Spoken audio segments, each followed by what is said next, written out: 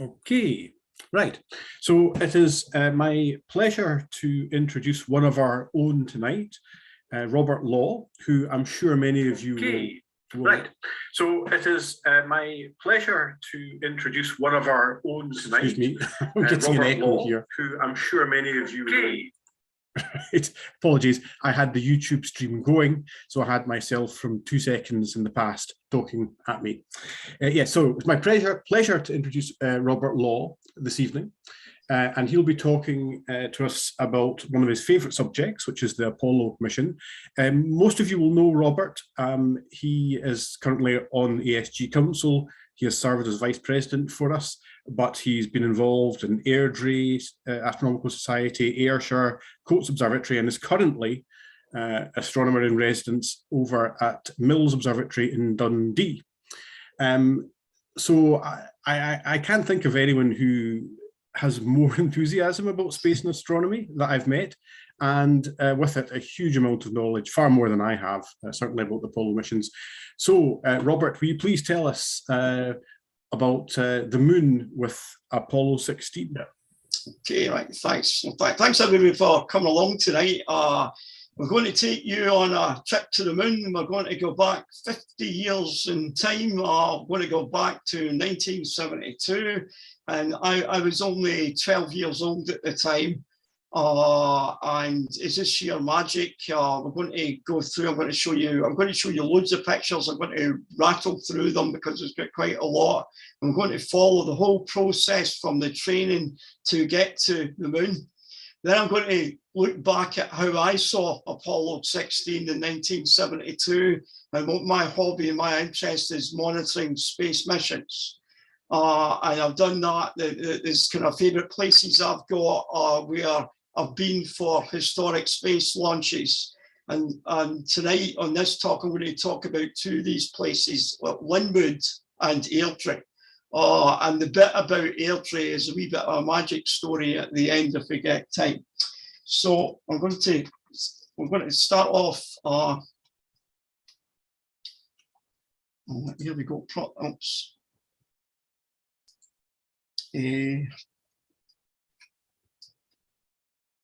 Sorry about this. It's messed up right away.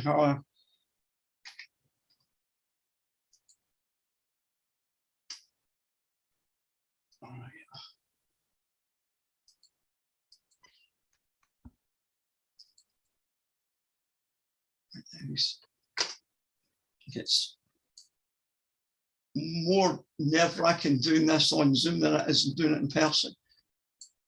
Right, image full screen. Oh. That's always the way of it, Robert. View, that's what. Best laid plans. Right. It's not changing, right? When this is the I'm just going to check it. That's working now. Right. So this is the badge for Apollo 16. It's a kind of tradition in the space program that the astronauts would design their own badge. It was really started by the Americans, and then the Soviets then copied that. And of course, the Chinese, they did it from day one in their program.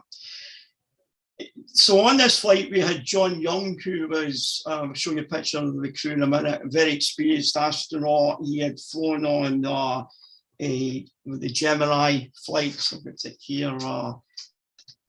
He was on the first Gemini flight with Gus Grissom. That would be Gemini 3. He flew again with Mike Collins on Gemini 10, and he went to the moon on Apollo 10. So John, and as we all know, later on, he flew the first shuttle. So John Young is one of a select few group of people who went to the moon twice.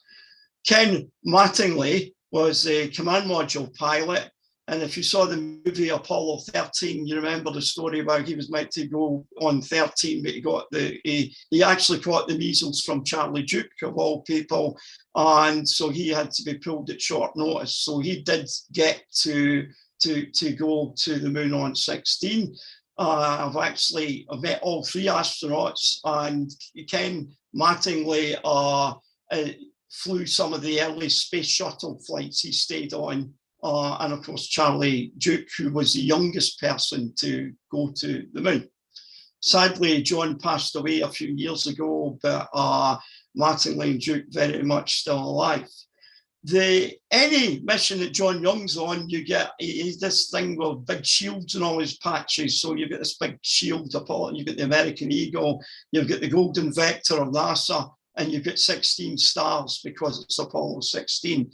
And you can see the landing site, and they kind of copied this from the previous crew, Apollo 15. And in Apollo 16, at one point, they were going to go to a place called Alphonsus, but they ended up going to a place called Descartes, if I'm pronouncing that properly, named after a French philosopher, René Descartes. The reason why you want to go there was they thought that this was a volcanic region on the moon's surface. There was always back in the day this argument about the moon were the craters caused by meteorites or volcanism, volcanoes, and my late friend Sir Patrick got it totally wrong because he reckoned it was a volcanic, which it wasn't. So this is the official photograph that we got of the crew that the publicity people put out. This is the landing site. It's actually at the bottom left of the picture. You'll see it says A16. And towards the upper right near the edge is Apollo 11. So they're roughly about 200 miles separated, but they're in an area on the moon, on the highlands of the moon. Now, we get to, I'm going to talk about ghosts, and watch out for the pandas in this talk. So 1972 apparently was big for pandas, and that's how I'm a member of the Royal Zoological Society of Scotland, because in 72 I got found out about pandas. Anyway, when you have an Apollo spacecraft, we have to use two. They used this as command module, and there was a lunar module. And so you needed to get a call sign. And so we all know that in Apollo 11, it was Columbia, the command module, and Eagle. So there was a lot of debate with the crew as to what were they going to call. And Ken Mattingly was first to name his spaceship because he said that there was some young children had commented to him that they're watching the astronauts on the moon, they look ghostly because of the 240 line slow scan TV. And you know, Ken thought that there is a lot of serious stuff in Apollo 16, so we need something light-hearted. So he said, well, why not? We'll name the command module after Casper, the friendly ghost. And if you're of a certain age, this was when I was a kid in the 60s, I used to love watching this, Casper the Ghost. So that is where we get the name for the lunar module. So the name for the command module, they had lots of debate. John Young was going on about it. They were getting nowhere. They were going through all these different ships that they were going to, naval ships, you see, and they couldn't decide on anything. And then John Young said, well, why not we use a constellation? And so he came out with it right away. We'll use Orion. And the reason why everybody can see Orion, it's even on the Apollo program mission patch. And it's an easy word when you're on the radio, you know, so you say Orion. So that was how they picked the names. On an Apollo mission, you had an average of about 3 years training that you did. And the astronauts did a lot of geological training. And a lot of that training was up for Apollo 16. This is them training how to, they did a lot more training wearing the actual spacesuits on this flight than the previous ones when they were doing the training. And I've actually been in this room, and this is where they're practicing to deploy the lunar rover. And you can see that it came out a panel on the side of the descent stage on the lunar module. You got all the conspiracy idiots telling you, well, how could they get it out the door? You know, so it's flat packed. So I'm just going to rattle through now. This is the Apollo simulator. So you've got to remember that we're back in analog times. Obviously, it's pretty primitive, and there's a space capsule in there, and you've got all these computers, and the astronauts would spend hours. Then they practice in driving the moon car when they're doing the geology. And this is a 1G version for use on the Earth, because the flight hardware would just collapse, on the Earth's gravity. So they had a version like an ordinary motor car. You put tires on. While all this training was going on, at one point they had actually went out to Hawaii to do the geological training. And at this point, Charlie Duke took very ill. He very bad pneumonia. They had to fly him back to Florida, and he ended up in hospital. And it looked like that he would not be able to go to the moon. And what happened is, I'll come into that in a minute or two, there was a problem with the spacecraft, and it had to be rolled back into the VAB, and that saved Charlie's flight. He managed to recover to go. The astronauts spent a bit of time on practicing out on the sea for recovery when they splashed down, and you had to get into these baskets and hauled up into the helicopter. The command module pilot, he had to do the training to get because he had to do a spacewalk to retrieve the film canisters in the service module. So while the Duke and Young were on the moon, Ken Mattingly was busy taking lots of photographs of his other science experiments on the service module. They realized in 1970, after the Apollo 13 explosion, that there was a lot of wasted space where you could add science experiments on the service module. And that meant that the command module pilot, he got his bit of fame because he got doing what we call the deep spacewalk to retrieve the film. I mean, with Artemis now, that won't be happening, obviously, because it's all digital now and it's all downloaded. Like we can see here, this is in doing the training for that. So this was about a couple of weeks before they were due to go, and this is the day that Charlie took the family into and this is with the actual flight hardware. Before they were getting ready to go to the moon. Apollo 16 is very interesting because it's the first space flight that took a telescope to the moon. So we had a lunar observatory. It was an ultraviolet telescope. And we had the Apollo lunar scientific instruments, but the heat flow experiment. But then we had, this is the space food. I've actually got some stuff for the International Space Station in the house here, but this is the Apollo stuff. And one of the issues on this flight was they didn't want a repeat of Apollo 15 when Jim Irwin took a heart attack in lunar orbit, because there was he had a lack of potassium. And there were other issues. And I actually have medical problems, and I've got the same problem myself. And it's dangerous because it can lead to a heart failure and all that. So what they did was they gave the astronauts lots of orange juice, it was disgusting potassium. And there was a famous incident when John Young just exploded. I'm not having any more of this crap or blah, blah, blah. He didn't realize he was on a hot mic. Space food is pretty disgusting. So freeze dried and all the rest, and that's how you get stuff like pot noodle today. So this is the lunar module 11. This is being prepared. It was the one. There's the command module, which was number.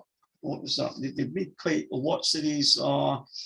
It was command module 113. And that's it being prepared. Now this is the Apollo spaceship being moved into the vehicle assembly building to be stacked on the rocket. And this would have occurred sometime in late 1971. And you can see the spaceship being hoisted onto the third stage of the Saturn V rocket. November 1971, we had the rollout, and you can see that all there, the rockets getting rolled out. We go out to an area I call the Apollo car park. And out here, you've got this, they had a mobile support structure. And unfortunately, in Artemis, because of a lack of money, NASA has not been able to build this. And there's a problem in the SLS rocket. So on Tuesday, it's going to have to be rolled back to the VAB to sort the issues.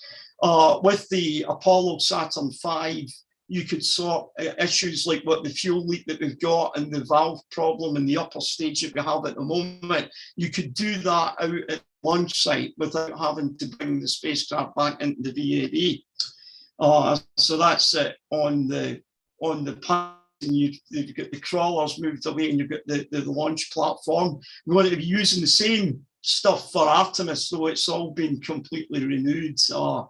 This is rolled back.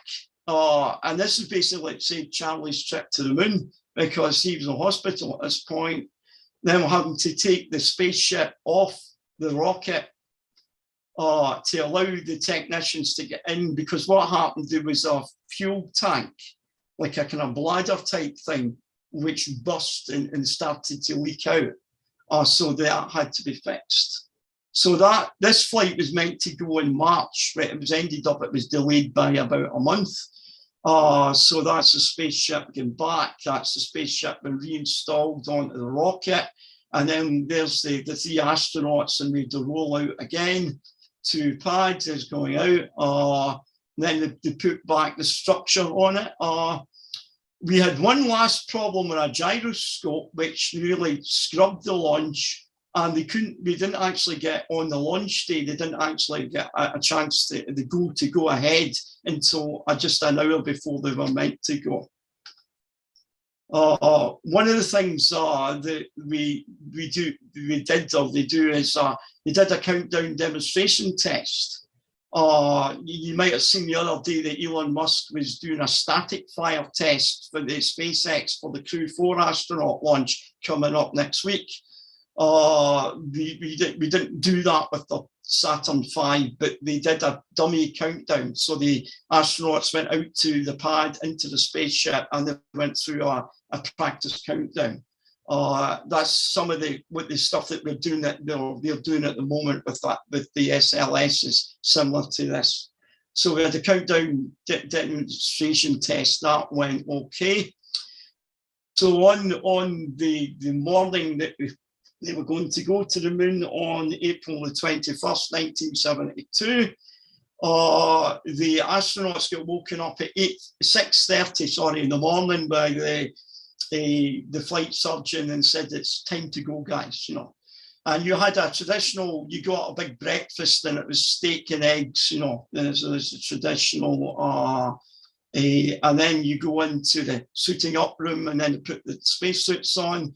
Then you go out onto the van, and if you get a chance, if you go out to the Space Centre, they've got the original van, and that takes you the 3-mile trip out to the spaceship. And then you got the elevator, or what we'd say in Scotland, the lift. And the guy with the red hat is the pad Führer, Gunter Wendt, and he was the guy that loaded all the astronauts on the spaceship, right up to the early days of the shuttle. And my friend Travis Thompson in Florida, Travis then took over that job for the shuttle astronauts right up to the final flight. This is a scene in the Launch Control Center, getting ready to go. There's Dr. Werner von Braun talking to Spiro Agnew, the vice president, explaining to him what it's about. There's Jim Fletcher, who was the NASA administrator, ready for the launch. All the press people, of course, the BBC had James was actually sent out for this flight, and Reginald Turnhill was there for the. It was at 6 hours, and they can now read pictures of the liftoff, very smooth liftoff on Apollo 16. This was shown live on the BBC, and I'll talk about that later. The minute the rocket cleared the tower, the control of the Apollo 16 was handed from Florida to the Johnson Space Center. In those days, we called it the Manned Space Flight Center. This is Eugene Kranz, and he's taken over control. In the early days of Mercury, and John Young's Gemini flight, all this was done at Cape Canaveral. But for Apollo, they built this control room, the mission's operation control, then they built 2 of these rooms, and there's several more at Houston, Texas. You go into orbit, and these photographs were taken by the astronauts when the spacecraft is orbiting the Earth. So you lose the first, second stages, and you're still attached to the third stage. You go through all the checks, make sure that everything's working before you commit to the translunar injection burn. Because once you commit to the translunar injection burn, you're committed. You can't, you got to go. And they had no problems, and you can see some of the original the press coverage in the United States of the launch. The command service module then separates from the third stage and they rotate around. In Apollo 16, they had massive problems with paint, stuff that was painted. And when they blew the panels, a lot of the paint was going all over the place. So for Apollo 17, that they made sure that wasn't going to happen. The morale in NASA at this time was really low because this was the penultimate flight. I didn't know this until the coverage all started, because in 1972, you didn't have the internet and stuff that we have now. And it was really sad, to find out that there was only going to be one more flight after this. And you can see in this picture, you can see you can see the United States there, and you can see Florida, and you can see the paint flights all over the place. So we're going out to the moon. So the BBC had 2 programs on the Sunday night, and we got no coverage until we get to the moon landing. On the outbound trip, the astronauts did several experiments, and it's quite interesting. They did electrophoresis demonstration, and this was done on the space shuttle later on. And in 1987, both myself and Ed Buckley met Charles Walker, who flew, I think he flew on 5 shuttles in the 80s doing this kind of experimental work for the McDonnell Douglas Company. They monitored the cosmic rays, light and stuff, on various experiments on the way out. This flight was going very smoothly until they began approaching the moon, and then they had the same fault that Apollo 8 had, which was quite scary. And Ken Mattingly noticed that when the Apollo guidance computer had crashed, and they were completely lost, and they had to reprogram to get the platform back. And this inertial measuring unit had failed, it stopped working. But fortunately, they managed to get that back up and running again. And of course, the guy that was the expert, the guy that did all the navigation for Apollo was Jim Lovell. He became the expert on the astronavigation. And the astronauts also did training in the planetarium at the Griffiths Observatory. And I talked in a lot of detail to Al Worden about that, So we got that fixed, and you can see that the Earth's now receding and we're now getting to the moon. And we go into lunar orbit and it's getting quite exciting, and then this happens. Ken Mattingly then notices is a needle floating around all over the place, and there's a problem in the backup system. One of the critical things in Apollo was that the service module engine, the service propulsion system. This was, when people talk about reusable rocket engines, you normally talk about the space shuttle, but the space shuttle, the RS-25, was not the first reusable engine. It was this one, and that engine had to fire to get you to stop you, so you go into lunar orbit, and you had to fire that engine to get home to the Earth, because if that engine didn't work, then you were stranded in lunar orbit, basically. And so there was a backup system, and that backup system looked like it failed to ignite the motor. And so there was a 6-hour delay, basically. What happened was that the lunar module would separate from the command module, and they were in orbit, and they were getting quite far apart. And Houston had to get them to come back together. They didn't redock, but they did station keeping. And the moon landing was at a doubt, and it was beginning to look like, you know, that the moon landing was going to have to be cancelled. But finally, Houston decided that it could go ahead. And after a delay of 6 hours, Orion landed on the moon. And originally, they were going to go out and do the first EVA, extravehicular activity, the spacewalk.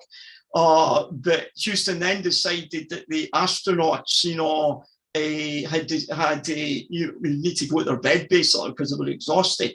And overnight, there was huge arguments in Houston about how were they going to cut down the effect on what they were going to do. And when it basically ended up is on the last moonwalk, they basically had to go into the lunar module and basically take off right away. So you can see lots of pandas in this picture. So John took a picture out the window, and this is what the landing site looked like.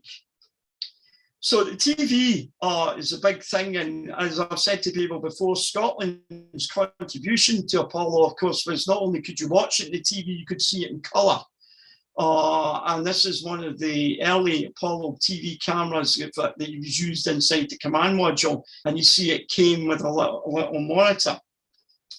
But we wanted colour TV on the moon. On Apollo 11, originally it was black and white, though they had a colour camera on the command module. The problem is, in the 60s, colour cameras were huge. You know, if you went into the television centre in London, where Patrick Moore was sitting in the space studio, he was sitting in front of a huge EMI colour 625 camera, massive. So what we used for Apollo was the Baird system, the colour wheel. We use a black and white tube with a sequential colour filter. So it's a black and white camera, and you've got a colour wheel spinning around. And on the ground, you've got a mechanical TV with a colour wheel spinning round. And then you've got an electronic camera to capture it and convert it. And it's basically because the camera could be miniaturized by using the mechanical system.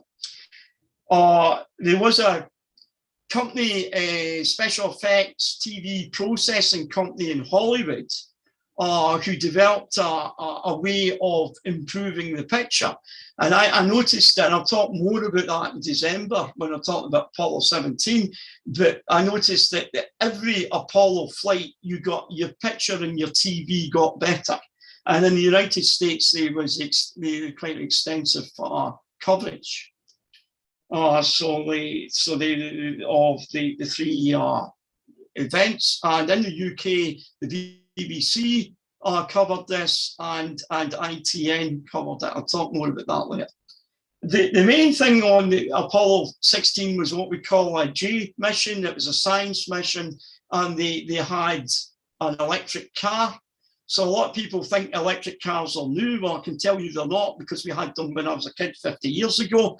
On this flight, the astronauts drove over. They drove a total of 16.6 miles on this flight on 3 traverses on Apollo 16. But I'm saying that we've had.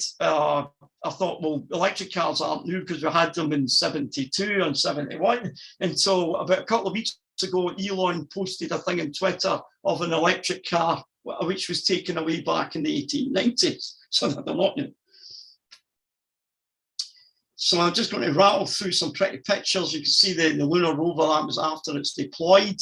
Then what they did was they set up the Apollo Lunar Science Instruments. There was the Bendix company provided a lot. There was actually some British space workers who left the UK from England to work on Apollo involved with this stuff. But unfortunately, John Young accidentally stood on the cable and he broke it. Because he couldn't see because of the inside the space helmet and the bulk of his spacesuit. So that whole thing, unfortunately, on this flight was a write-off. They used Hasselblad cameras, 70mm cameras, and they used 60mm movie.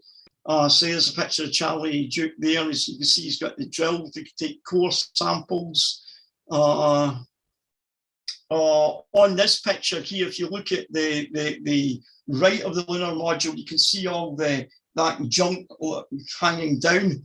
And that's a package. You pull the cable and all your scientific instruments and all your TV stuff was in that storage area.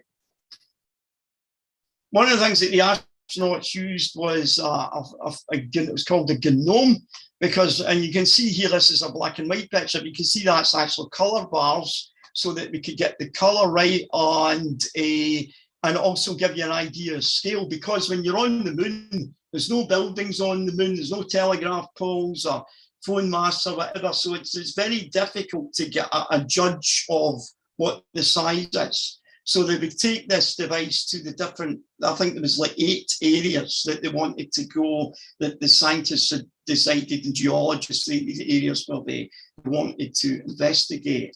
So there's a color image of it, you know. If you remember the Viking Mars landing in 1976, they installed this upside down by mistake on the spacecraft, and all the TV pictures were inaccurate. They were all totally wrong because you get the beautiful blue sky on Mars. Until somebody noticed that a wire on the spacecraft was blue, it should have been red. And then somebody else noticed that the color test card was upside down, so they had to reprogram the pictures. So this is the RCA Apollo television camera using the Baird system. Westinghouse supplied the early cameras on Apollo.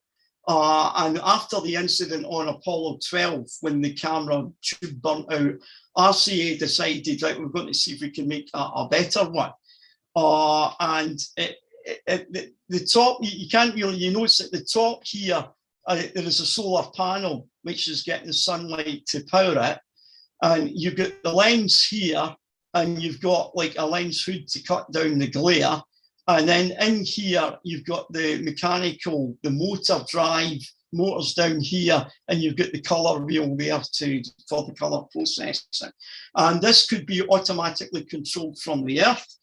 And then you had a steerable satellite dish. You know, when we think on satellite television, you normally have a satellite receiver, a dish to receive programs, so you can actually use that to transmit as well. So on Apollo 16, they were transmitting, and the astronauts had to manually align the dish up with the Earth so that we could get the pictures, and then it was remote controlled from the Johnson Space Center in Houston.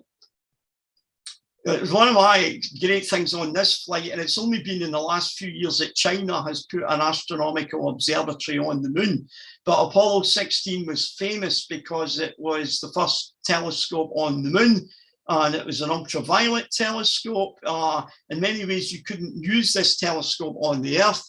And the astronauts had to place it in the shadow of the lunar module to keep it cool. So it's like similar to the issues with the James Webb Space Telescope. It has to be kept cool. And once the astronauts returned to the Earth, the telescope was still used for a period of time because it could be remote controlled. And this is a picture of the Earth in space, and ultraviolet, that the astronauts, and they looked at various galaxies. There was a whole list of astronomical targets that they wanted to look at. And so we all watched this. This is Dottie Duke, Charlie's wife, and she's watching her husband on the moon on the TV. In these Apollo missions, one of the events, of course, was the erection of the Stars and Stripes. You've got the US flag. When I go to Florida, all my friends in America are great. They're very patriotic, and they love the flags everywhere. And you can see John Young saluting the flag. And you can tell it's John Young because he's got the red stripe on his legs and one here. And this is because of Buzz Aldrin's son. We have this because Buzz's son asked his mum, which one was Mr. Armstrong and which one's Dad, because they didn't, So on Apollo 13, they came up with this idea of putting colour bands on but of course they were never used on the moon. But so this is John Young. What's interesting, when before this photograph was taken, they announced to the astronauts on the moon that President Nixon had authorized the space shuttle. And I'll talk more about that later. The Olympic Games were coming up in West Germany. The Olympic Games would have been a couple of months. I do remember watching it on the television. It was quite tragic. If you remember, there was a terrorist outrage, the Israeli team being murdered. It was awful, But on the run up to the Olympics, the astronauts decided that they wanted to have a lunar Olympics, But the problems with the delays, with the issues to do with the motor, and that 6-hour delay meant that they had to cut it down. Charlie Duke did a long jump. It was really scary because he fell over. I remember watching this, and there was a fear that he'd smash his helmet or he would bust his spacesuit. And he realized he shouldn't do that. And Charlie said that when he got back up, he was had to totally quiet and listen. And it was the air escaping from my spacesuit. But John took, you can get video of this on YouTube, but John took the moon car for like a big fast drive, really bouncing along at see how much speed you could get out. And it's just as well Charlie Duke wasn't in the moon car because he would have been flung out with the vibrations. And that was a cartoon at the time of the Grand Prix on the moon. So in this picture, you can see that it's up, down, they're up quite high. So the lunar module appears to be sinking into the regolith in this picture. One of the things that Charlie did was he took a photograph of his family to the moon, and he left it on the lunar surface. I think he used a Polaroid camera because Polaroid, the old peel apart Polaroid process, the pictures don't fade. They're being far superior to normal photography, and they could last for up to 100 years. But because of the bright sunlight on the moon's pilot, it's highly unlikely that this still exists. Now, you'll see a thing in Pontefract later of this a bit better. They used 16mm movie cameras in Apollo, and some of the older people like myself that used to do home cine back in the day, you might remember the Super 8 cartridge, I think Chris will know what I'm talking about here, Super 8 film cartridges, and normally 16mm film, it was in an open spool and in a dark bag, you had to spool it into the camera. But for Apollo, they developed a 16mm version of the Super 8 cartridge. And that's why some of the high definition quality Apollo stuff you get is taken from the 16mm film. Give you an idea of the kind of quality if you had a proper TV. If you look at the high definition picture on the left, that's a Hasselblad photograph. And if you look on the right, that's the color, that's kind of a color TV image. Of course, in the UK in 1972, you had to be very wealthy to own a color TV, or most people rented. I remember my friend Raymond Kirkpatrick, his dad worked for the electricity generating board, as it was in those days, and they had a colour TV so they could watch it in colour. Most people like myself had to put up a 625 line TV, and this is the kind of image that you would see in black and white. It wouldn't be until 1975 that the majority of people would be watching in colour. This is a launch from the moon. You can see the lunar module taking off. And if I'm looking at these little colour this stuff here. It's not a UFO. What this is one of the limitations of the mechanical color system, that if this, with the wheels spinning, it doesn't like fast movement and you get rainbow effects. And if you've got a DLP projector, the DLP projectors basically use the same system, but it's just been modified. They suffer from the color. On Apollo 15, the first attempt at televising the launch wasn't very successful because they lost the lunar module almost immediately. But they spent a lot of practice for Apollo 16, and I forget the guy's name that did this, but he managed to, you had to steer it because there was a time delay, and he managed to get the whole flight. He managed to, we could watch the whole thing. And then it was very eerie. Then we've got the pictures of what was left over, you know, and you can see the descent stage. And that camera was, they could operate that camera for about 2 or 3 weeks after the astronauts had returned to the Earth. So you notice that nothing's new in these news headlines. You see the 280,000 face city furloughs, you know, as that's probably a reference to the American system of government, which fortunately in the United Kingdom we don't have. If the budget isn't passed, everything's shut down. So that is coming back. And they met up with Casper in orbit. And one of the first things they noticed, there was a lot of damage on the lunar module. The lunar module had to be very lightweight, you know. And if you've been inside one or you've been anywhere near one, you know, it's a bit like the dome that I've got in the Mills Observatory is made of paper mache, and you can take your fist and punch through it, you know. So they had to keep everything as light as possible. But you can see that some of the Teflon stuff was coming away, which on Apollo 16, that was really bad. Now, one of the jobs that the astronauts did was, this was also done on Apollo 15, was they released a sub-satellite which went into lunar orbit, and that then was in a very low orbit, so the orbit would decay after a very short period of time, but that helped get Houston getting data back. Some of the stuff we learned in that we're going to be using with Artemis, because we're going to be building the space station, the gateway, and a rectilinear halo orbit. We're going to do that beyond the moon. And of course, the European Space Agency is going to have a module on the gateway. China has actually got a television satellite there already, because they're operating spacecraft they were the first country to operate spacecraft on the far side of the moon. And once that was done, the astronauts fired the engine again to bring for the journey home. And that's when Ken Mattingly then went out and he did the spacewalk. And you can see, and for some reason he decided to use John Young's helmet, you know, for his moment of fame. And he's going out and he's getting the film canisters, you know, back in, because the service module was ejected and it bumps up in the Earth's atmosphere. And then we had a splashdown, and I remember watching this. It was very nerve-wracking because in Apollo 15, one of the parachutes failed. And I think Apollo was designed to work with two. The Crew Dragon is designed to work with, I think it can work with 2, but I think they use 4. And SpaceX actually had huge problems with the Crew Dragon with the parachutes, which actually delayed it from being accepted for use by NASA.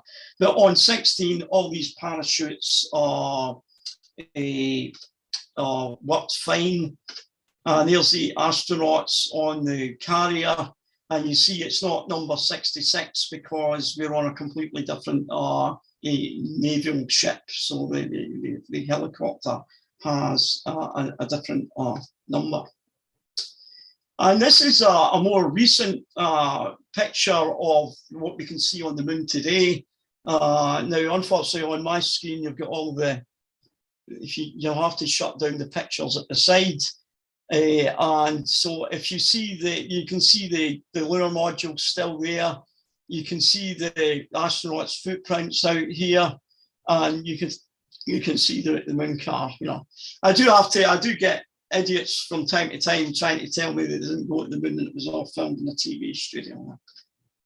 So I'm going to look now is how I saw Apollo, and it's really primitive. I mean, what we're talking about here is really high tech. It's like science fiction. When somebody said that it was if President Kennedy had taken his hand into the 21st century and pulled Apollo out, you know. And so this is the TV that I watch. This is the model of the television. It's my hobby is TV, recording space stuff and all the rest of it. So, and this was, I remember my dad bought this set in 1970 in the Co-op in Linwood, and I think it cost £100. And I wanted a colour, but that was too expensive, you know. And this is quite a rare thing because it was called a dual standard television, because in the 1960s we were still using two systems. We were using System A on 405 lines of the 1936 system, and we were using high definition on 625 lines on BBC Two. And in certain areas, so they had to make hybrid receivers so that you could get BBC Two. Because all the other channels until November 69 were only on 405 lines. So that TV, you can see there, it's got 8 buttons, you know, and you could tune in the different channels, and you could get, and when we got that, we meant we could get BBC Two. Getting BBC Two was important because a lot of the space coverage was only on BBC Two, and if you had a dinosaur 405 line TV, that meant you couldn't get watching it. So the BBC did, I don't know, look into Radio Times now. A lot of these are pre-flight. So a lot of these programs may not have went out at the times stated, but the launch did go on time. So there was a program on BBC Two on the Sunday, the 16th of April at 8:15. And it was just to talk about the upcoming flight. And at 18:45, this only lasted 15 minutes, I think. On BBC One, we had the liftoff.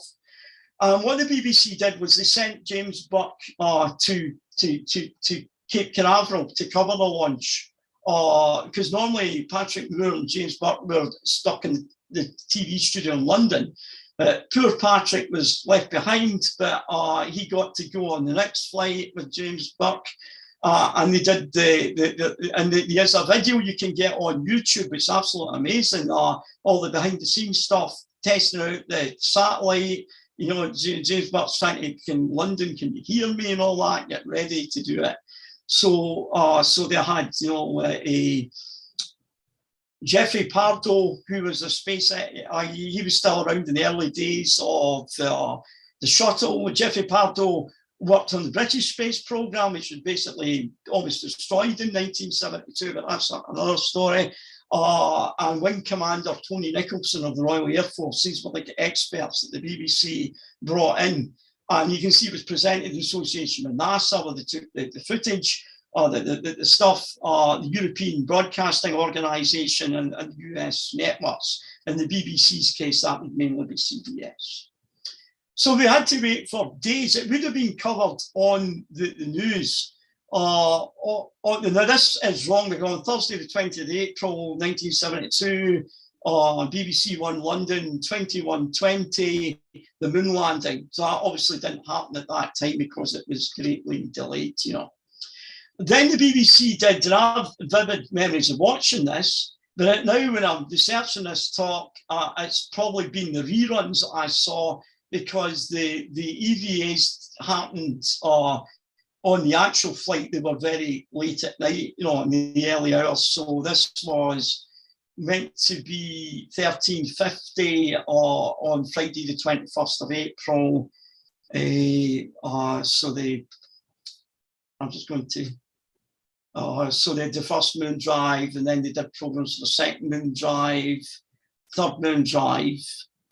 And then they did a program about the TV camera I was talking about, and that went out on Sunday, the 23rd of April, 1972 at 7:25.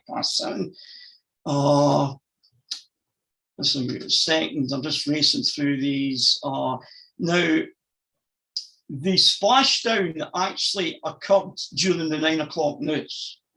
I missed a lot of the Skylab stuff because we didn't get the Radio Times, and during Skylab apparently there was coverage of the splashdowns, but they were mixed inside another program that I didn't know anything about, you know, so you didn't see it in the paper, you know.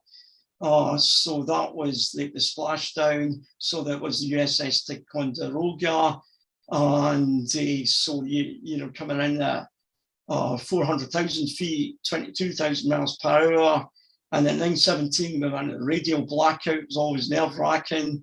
Had the heat shield been damaged? 925, main parachute, so 10,000 feet. At 930, splashdown. And the newsreader, some of the older people like myself might remember Kenneth Kendall. So that's just all the people at the BBC, you know, James Burke, Patrick Moore. And on this flight, they got James Lovell. Unfortunately, I can't time to show that, but they had James Lovell on the launch program, and he was interviewed, but you can't find that on YouTube. John Young, Tom Mattingly, and Charles Duke, they did interviews that were pre-recorded to the BBC that they used, and then of course Jeffrey Pardo from Hawker Siddeley, I think it was, and Tony Nicholas from the RAF. Now, ITV covered Apollo, but because of the ITV system, you know, they were the way it was done in the 60s and the 70s, it was very limited. But this was the launch day for London Weekend. And I used to remember like Stingray at 13:15 on Jerry Anderson's programs were always went out on a Sunday, you know. And I used to love watching The Golden Shot with Bob Monkhouse. Some of you might remember that, some of the older people. You can see at 8:05 the news and Apollo 16. And that went on to Stars on Sunday, which was at 7 o'clock, you know. So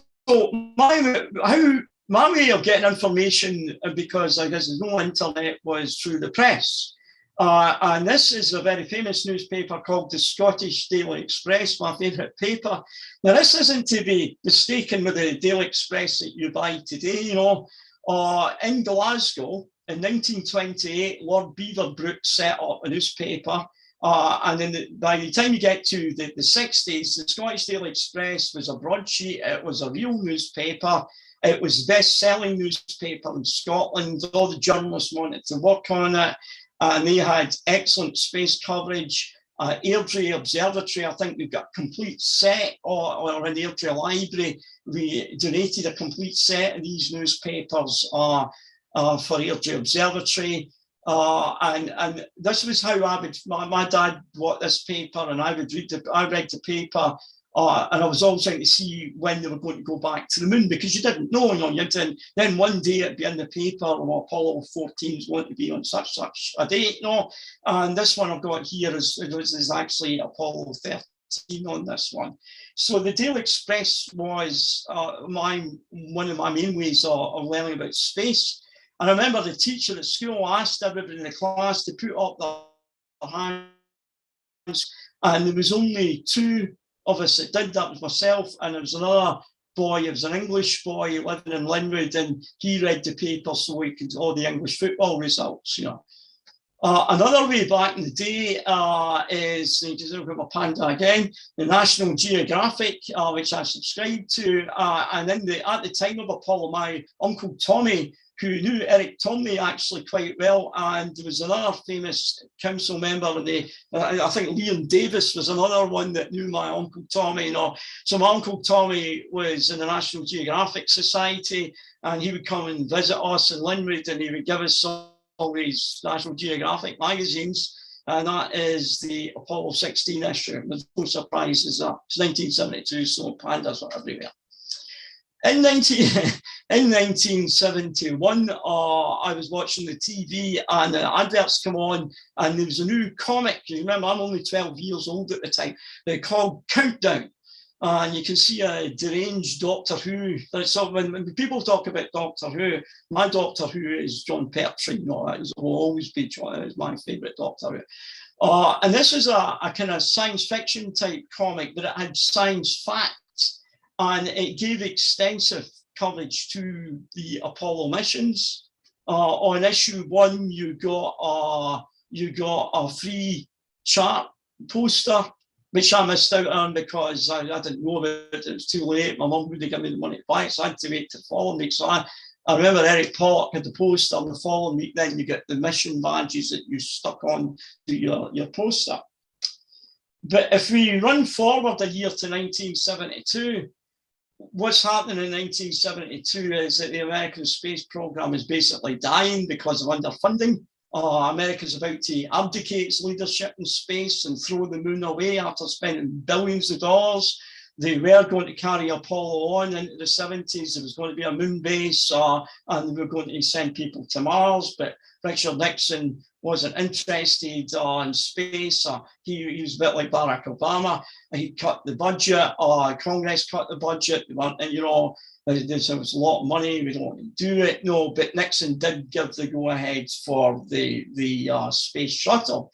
But in the space age in the 60s, there were lots of science fiction stuff, but all that began to die in 1972. And we got the terrible day when Countdown became TV Action and Countdown. And of course, I knew when I saw that, it was only a matter of time till it became TV Action. And unfortunately, that meant the amount of space reporting in this was vastly cut down. So this is the report about they did on Countdown for Apollo 16. It's quite interesting. See at the bottom it says Countdown at 14, because normally when you bought a comic, you had page 1, page 2. But because this is a space comic, we do a countdown. So we start the highest number and we work our way around.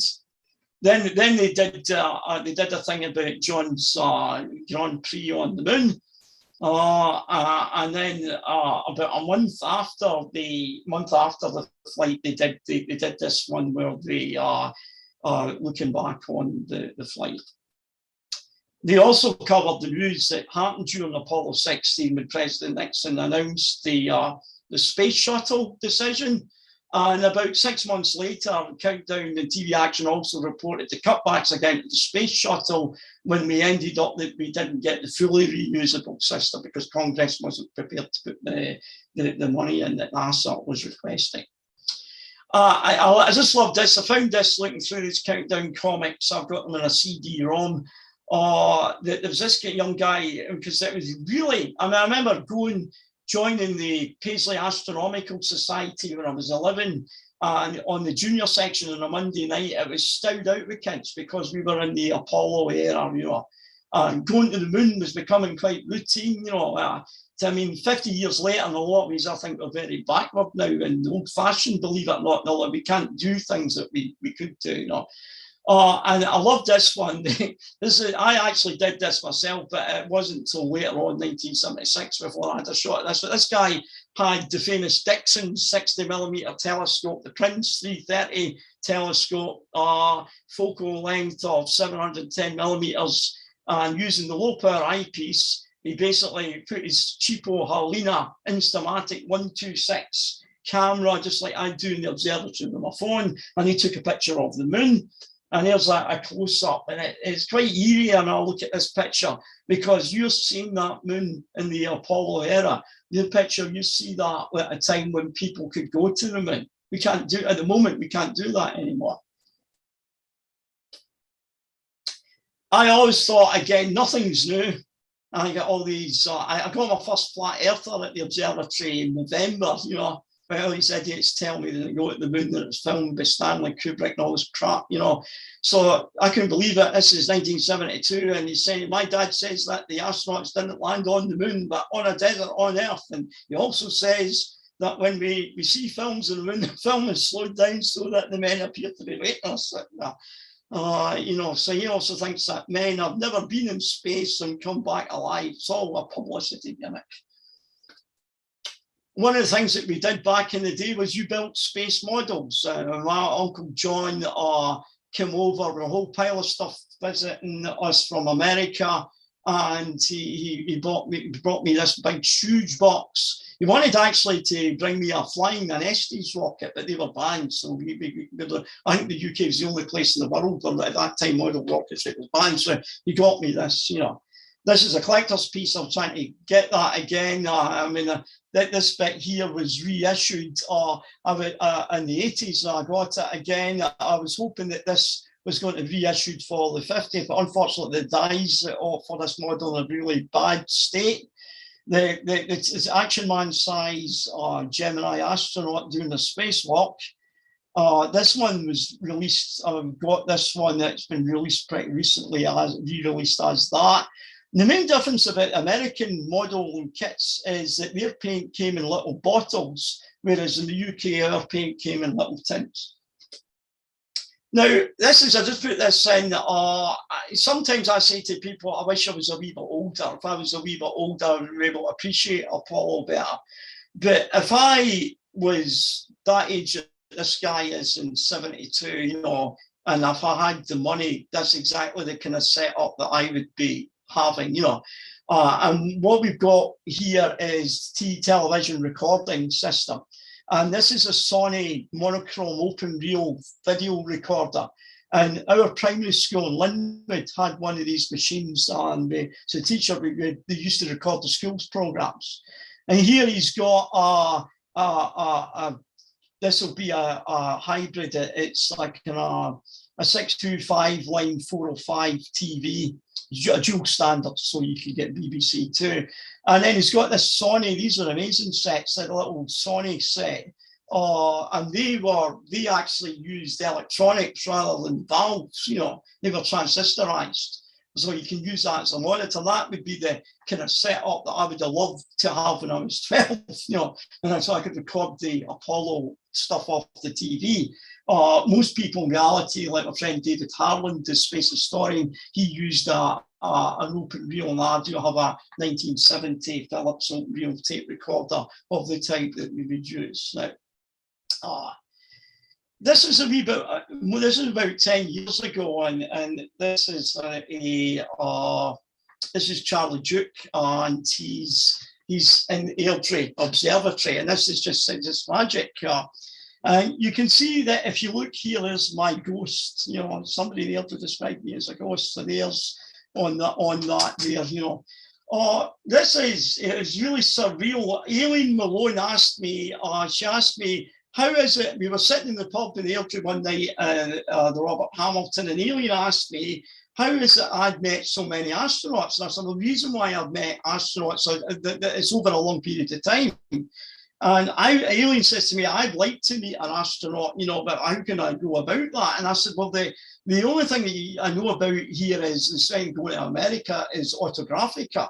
And I'd never been to Autographica because it was really expensive, you know. And I went away and I found out for Aileen that there was one coming up, and so she went down and she met lots of astronauts.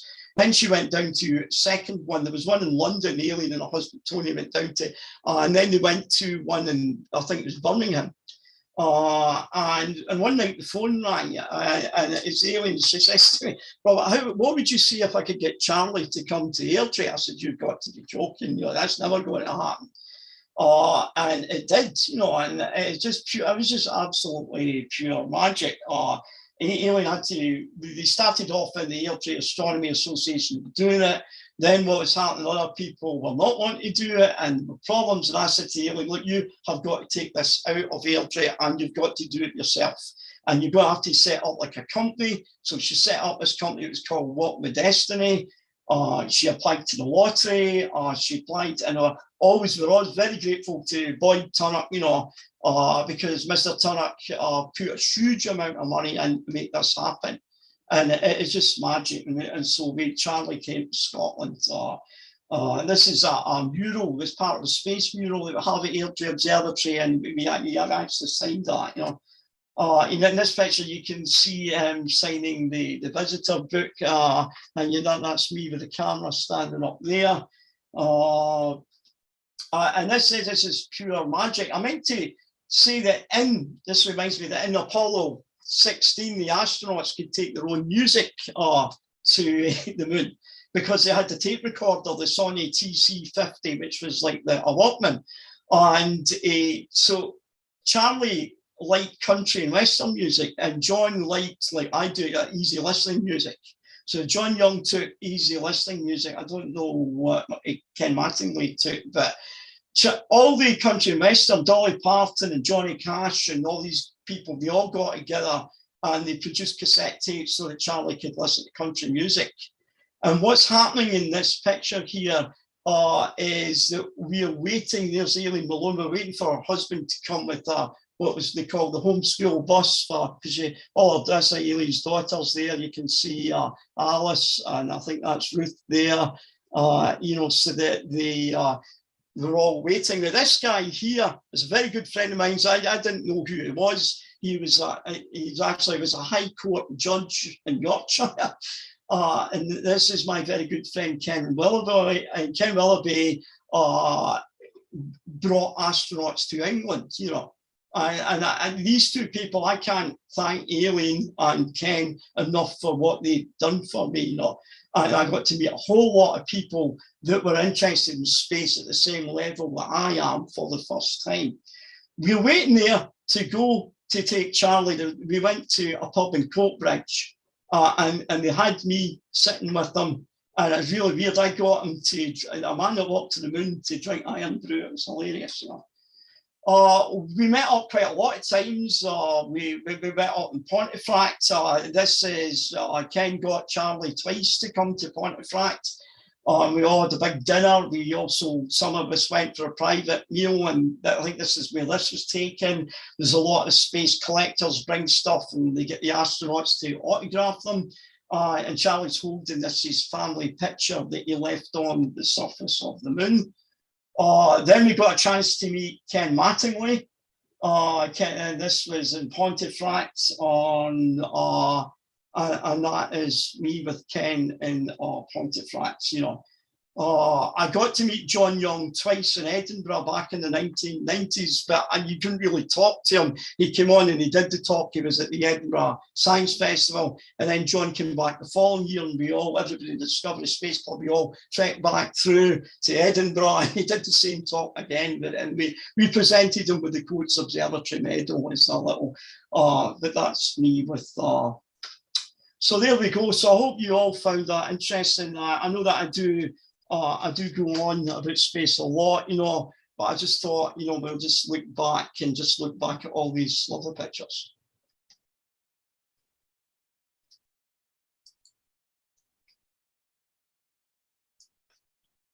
Thank you, Robert. Sorry, I'll stop sharing now. Yeah. I thought Andrew would jump in, but yeah, thank you, Robert. Well, that's not bad. It's only 2035.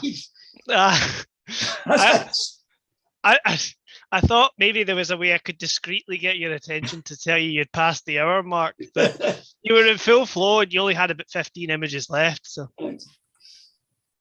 apologies, I had a slight Zoom malfunction there, so that's why I disappeared.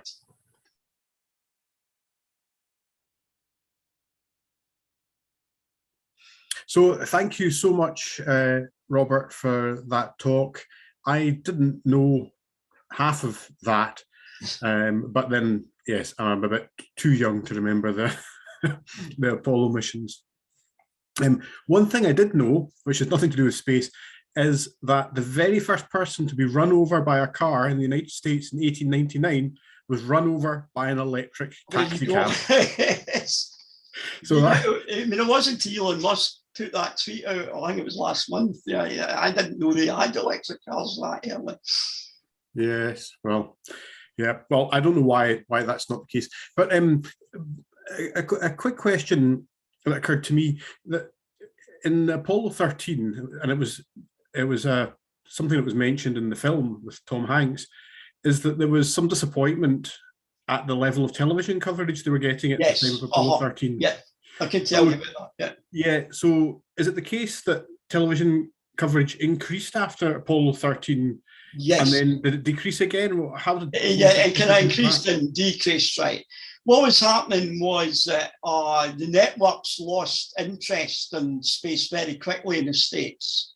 And NASA was basically, I think, having to pay them to show it, basically, It became so routine back in the 70s. For people like me, it's not a big deal going to the moon. It became quite normal, and it's the kind of thing in the news media, like the space shuttle, for example, just fell out.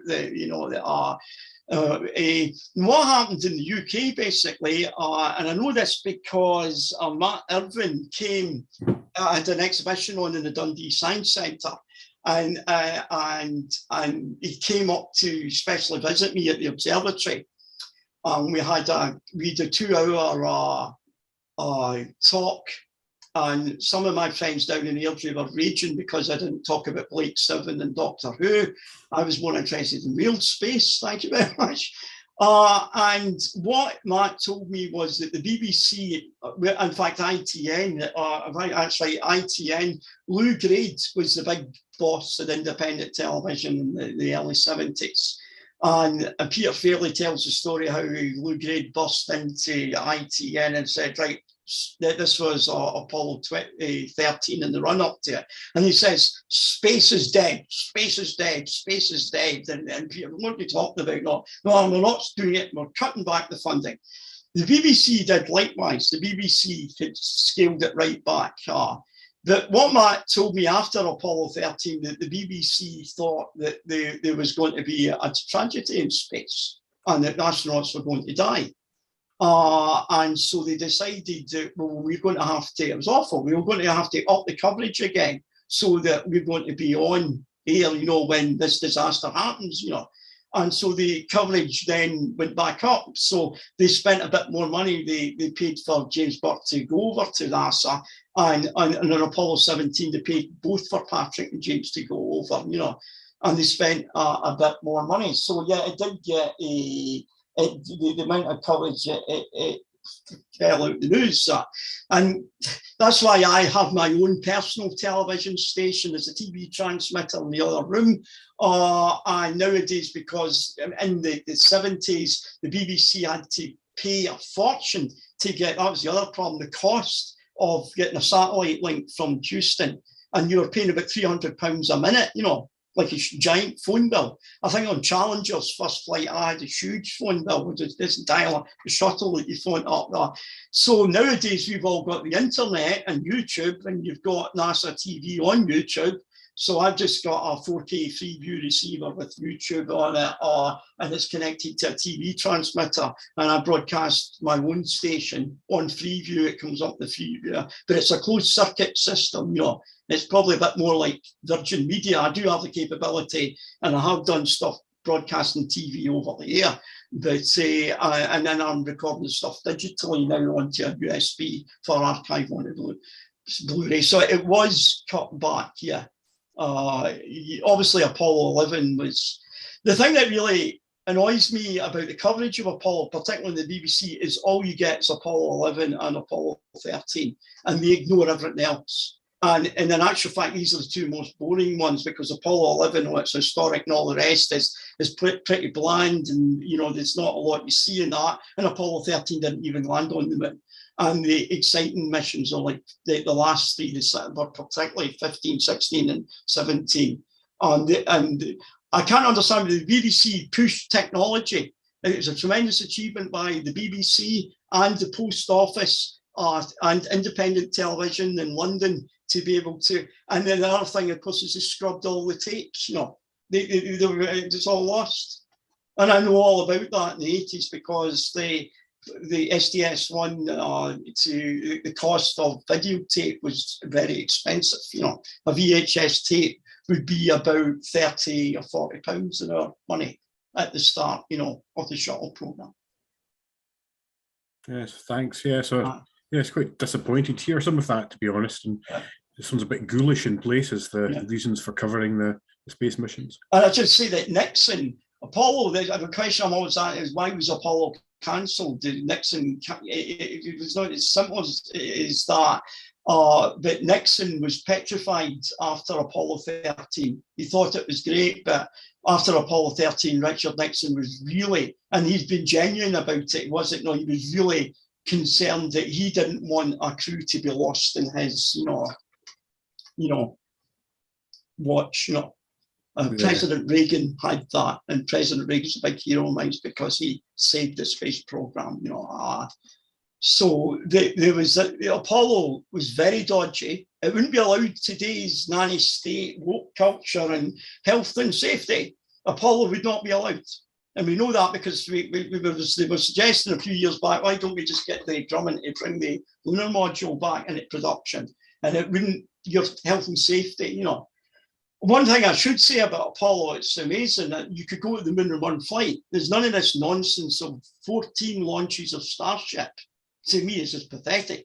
14 launches of Starship in the Florida weather. They'd be better doing it in Boca Chica, because I know what the Florida weather's like. And you get delays, you have to refuel and refuel and refuel. I'm very pleased that President Biden is putting in the money to put out a new bid to get a better lunar module, because we can use SLS like the Saturn V to go to the moon in one flight. But it is dangerous, and that was always, you're going to lose people, and that was why it basically ended. Okay, thanks. So, are there any other questions? Yes. This is all very interesting, Robert. And actually, you've just made me laugh there, because you've been going for an hour and 15 minutes, and you've just said one thing I should say about Apollo. But you've mentioned how it was cancelled. Do you want to say a wee bit about the missions that were in the pipe to be done but were then cancelled? Yes, right. Right, maybe keep it brief, but just the highlights. Well, there's not a lot really to talk about. There was going to be 18, 19, and 20. Okay, and I met some of the astronauts, like Fred. He was in 13. I think he was in 18.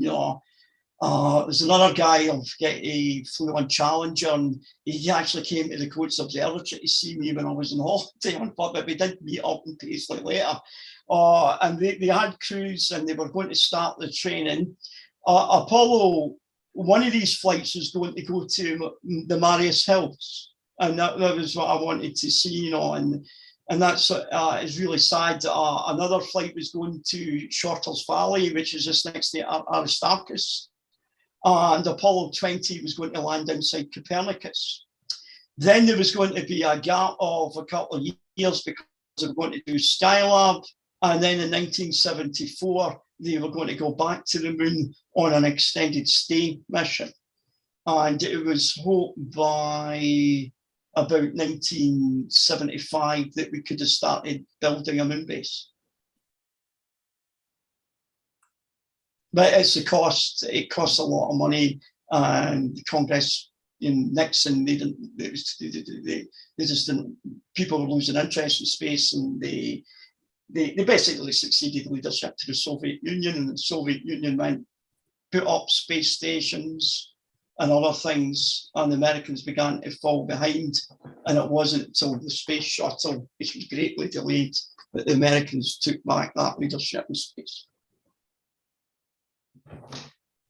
There's a book. David Shaler's written a book about the lost Apollo missions. You can get. I don't need more books about the Apollo missions and astronauts. I've got at least 3 to read that I own at the moment. I think I read John Young's autobiography not that long ago, which was very interesting. Incredibly fact-based. He seems like quite an interesting character. Yeah. So, any other questions?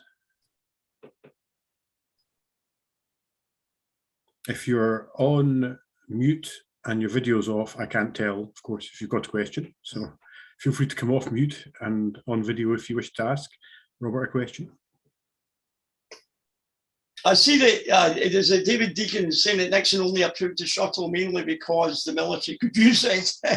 It's not technically correct. It is part of the answer. Yes, the military could use one of the main is national security is the main reason everybody actually goes into space. But the reason that Nixon backed the shuttle was to do with the aviation industry in America in the early 70s was like the British aviation industry. It was a dire strait. And by backing the shuttle, it brought jobs to Nixon's constituency in California. And that was what pushed him to, And then it was the other issue is that you took the Saturn V and you went to the moon, and all you got back was a command module. And somebody said it would be like taking the Queen Mary from England to New York, scuttling the ship in New York Harbour, and coming back to England in a lifeboat. Yeah, I think that's rather missing the point, to be honest. But yeah, I see the analogy. Aye, but the problem was that the space shuttle, they were meant to be 20 shuttles, but Carter was trying to cancel it, and they cut back the budget, and they ended up with 4. And Rockwell said, "Well, we're not going to do a production line; we're going to hand build them." So it's like Quastar telescopes and Speedmaster watches. It cost a fortune because they were only doing a short run. You see, you know. The Falcon 9 that Elon's got, I love it. It's an amazing thing. You know, that's totally, so it's almost the upper stage. He was going to make the upper stage reusable, but he's abandoned that, you know. I seem to be more impressed with the Falcon 9 than what I do with Starship.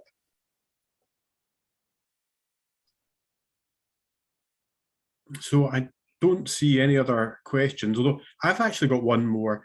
I watched recently a series of YouTube videos, very in-depth, some of them, about the repair of one of the Apollo guidance computers a couple of years ago. Right, Curious Mark's YouTube channel, if you want to look it up. Right. And they took an original, it wasn't one that went into space, but it was one of the ones they used on the ground, and they repaired it. Yeah. And in that, they explained in great detail about the error codes from the Apollo guidance computer and Apollo 11. So was there any issues like that on Apollo 16? Or was it free? Well, there was the one issue when it was the inertial guidance unit failed on the way out, and so the computer crashed, and then they lost the platform, so they were basically back in Florida again and lost in space, basically. And Jim Lovell had it all worked out. You could do the sect and use it to get canopies and line it up on the platform manually. But what they had to do was they had to read up all the codes, you know. And I think they also had issues because of the delay in the moon landing. I think Charlie had to spend hours typing in. It's hexadecimal, so it's 0, 1, 0, 2. You know. In back in the day, I had the Philips G7000 video pack computer. It was like a glorified TV game in the 80s, in the early 80s, and you got the computer programming, and it was the same as Apollo. It was called hexadecimal, you know. So it's very simplified, 0, 0, 1, 1, you know, a decimal system, you know. The Apollo guidance computer, there's a program about it. If you search on YouTube, you'll get it. It was on Channel 4 about 20 years ago. I mean, in 1963, when President Kennedy announced going to the moon, the computer, now my dad worked at the car factory in Linwood, and they had a computer in the accounts department for the wages processing. And it's like the size of our observatory in the ground area at Mills Observatory. It's massive, you know. And you needed a computer to go to the moon, but the rocket would have never got off the blooming launch pad with the weight, you know. So they had to miniaturize the computer. So by 1967, we get a computer down to the size of a shoebox. And we had ladies knitting, and they weren't knitting wool. We knitted using knitting needles with wires, knitting, you know, because we didn't have integrated circuits, if I've got this right. And it's because of Apollo that we get integrated circuits that was mainly done in England and the UK. And unfortunately, our government in the 70s was useless, and they went back the computer industry. So what happens, and then it all goes to California, and that's how you get your microchips. And your microchips is the Apollo computer in miniature. And Apollo, and it just revolutionized. Apollo revolutionized so much, you know, but that's how we can sit and I can talk to you, and I can, you know, and it's because of the moon landings, this acceleration. I don't know, maybe computers would have miniaturized eventually, but it probably would have happened a lot later. Yeah, no, I think you're absolutely right. It was actually, I was quite amazed when I read they used integrated circuits in the Apollo missions, because it was cutting edge for its time. And yeah, force the technology ahead, no doubt about that. I've just seen an interesting question that somebody's asked there. It just flashed up on the screen. I think it's something to do with the quality of the scientific instruments improve as the program went on. Yes, it did. Because they were learning all the time, and there were things going wrong, and then they would change up for the next flight. And I'm very proud of the fact, and a lot of us in the British Interplanetary Society are, that there was a lot of British people, space scientists in the UK who went to America, and they contributed. In fact, on Apollo 11, we've got the Union Jack actually scratched in the side of one of the Apollo lunars at NASA. Armstrong and Aldrin didn't even know about it. Yeah, it did. Technology, the amount of science. Well, I mean, Apollo basically wasn't really about science. It was like a space race. It was a political thing. Is this between the free world and communism and all the rest of it? And the Americans had been really left behind by the Soviet Union. And they were saying, well, communism's better than freedom and all this stuff. So the Americans, that's why Kennedy was anti-space. He was a bit like Obama. He didn't want it, so thought it was a waste of money. But Lyndon Johnson, the vice president, forced the issue with Jack Kennedy. Said, no, we really have to do this.